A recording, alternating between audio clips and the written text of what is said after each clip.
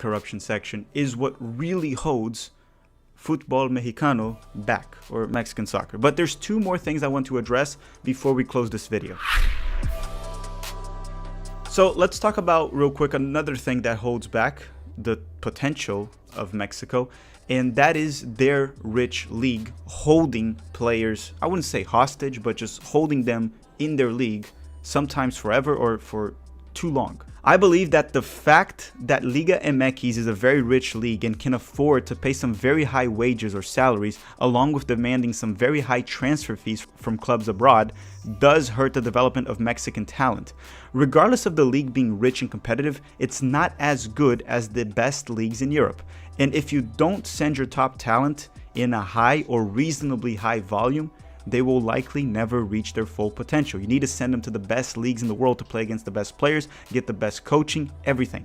I know this sounds obvious, and well, it sort of is obvious. Mexico has a lot of young talent, so clubs should sell them for a reasonable transfer fee, not what they're charging at the moment, cash in, and let them go to a tougher environment in a challenge abroad. Some will fail, like Diego Lainez, and some will succeed, like Chucky Lozano, Rafa Marquez, Hugo Sanchez, Guardado, and many others. So you get the point. So that is also something that is holding them from hitting their maximum potential, but it's much smaller than the previous section that I talked about with the soccer oligarchs, the gold cartel, and all of that. Last but not least, which is something I hear a lot sometimes from Mexican pundits or even soccer fans, that they say that one of the issues Mexico is not highly accomplished in World Cups is because of the mentality of their players. Let me give you my opinion on that. Personally, I do not buy that excuse. I'm sorry, I won't fully cover it because to me it sounds lazy and it just sounds like an excuse. I don't think there's a mentality issue with Mexican players. It just seems like a lame narrative to hide all the real issues that I mentioned earlier in this video, and just to say that the players are the problem. It's not all the corruption and everything going on, it's the players. So I like to debunk this one that I do hear quite often. I just don't believe the players' mentality is an issue.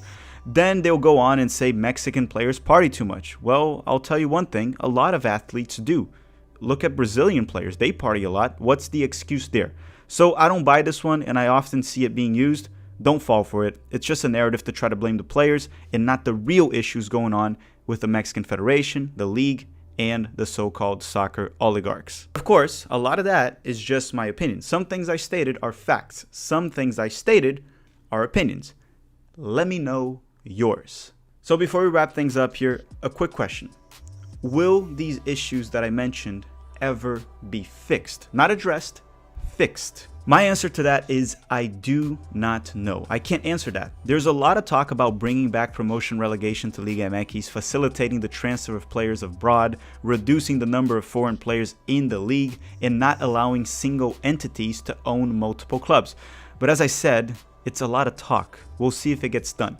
When I was a kid, I had a dog that barked a lot, which is the equivalent of talking if you're a human. But my dog was all bark and no bite. And I want to ask you, what is the Mexican Soccer Federation? What is Liga MX? Are they all bark and no bite, or are they going to bite? Is something going to get done? Only time will tell. But at the moment, all I see is a lot of barking. And sometimes things have to get a lot worse before they get better.